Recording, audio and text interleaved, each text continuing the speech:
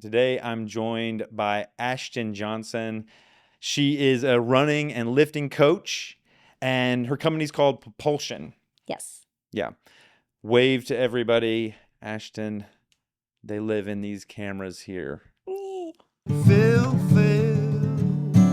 for you. Yeah. Today, Phil fails at lifelong learning.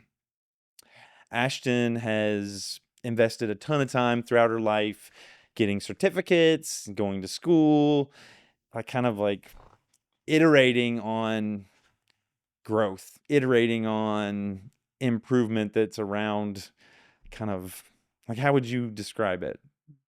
14 certificates. Yeah. I would describe it on growth and development everywhere, though. Like, just because I have certs in lifting doesn't mean that it doesn't like go into my everyday life. Yeah. So, growth and development everywhere. Yeah. Cause like, You can never learn too much. yeah, ceramics, I love it. lithography. Yes. You're in school now taking entrepreneur classes. You're always kind of investing your time and energy and money in Yeah. learning and growth. Yes.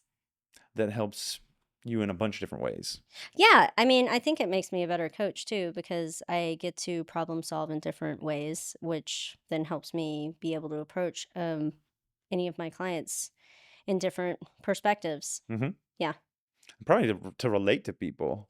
It definitely makes me more relatable to a lot more different people because sometimes you just are always just in your own world and you're only thinking about your perspective, but like being able to see other people's perspective does make me have a different mindset and insight on how to like reach out to others. And so I think that because I've been going to so much school, it's really helped me be able to hit such a wider demographic and not just uh just endurance athletes because that's Yeah. kind of what it was at first. Yeah. Yeah. I know Ashtyn because she trains me at a gym in town called Crux. Not everybody here watching this is going to be from Austin. They might not know about it, but Crux is a bouldering gym predominantly, but they also have, well, some of the locations have lead and rock climbing, Yeah. but also a wonderful fitness program and Yoga. yoga. Yeah. And I've been going to your classes Since I started. for a long time. Yeah. So, and I feel like, you know, you're looking real. but over that time, I've seen a lot of improvement, and I've also like connected with you in a very real way. I think that you've also changed the way that you look at lifting too. Yeah. You definitely were resistant to kettlebells initially, Mm-hmm. but that's because you weren't educated on them and you were ignorant to them and you didn't understand or know Yeah. the potential that you could get from it. Yeah. Now I'm like always grabbing a kettlebell. Yeah. I don't ever I'll grab a dumbbell maybe for thrusters or something, but Yeah. Well, you don't want to use a kettlebell for thrusters. I know. That would hurt. Yeah, it would hurt. But yeah, so that's the backstory on Ashtyn and I. She has been a part of my fitness journey. Yeah. And a part of my lifelong learning. Being the type of coach that is very detail oriented. Yes. There's a bunch of types of coaches. I've got, when I go up there, I take Ryan's class. I also take Cameron's class. I take Gabby's. I take Will's. I take a lot of different classes up there. Yeah. And yours is very unique in that you take one movement, let's just say the Turkish get up. Yeah. And you break it down into not only the pre stretching, like opening up your hips, you break down what you need to be available before you get into the movement. Yes.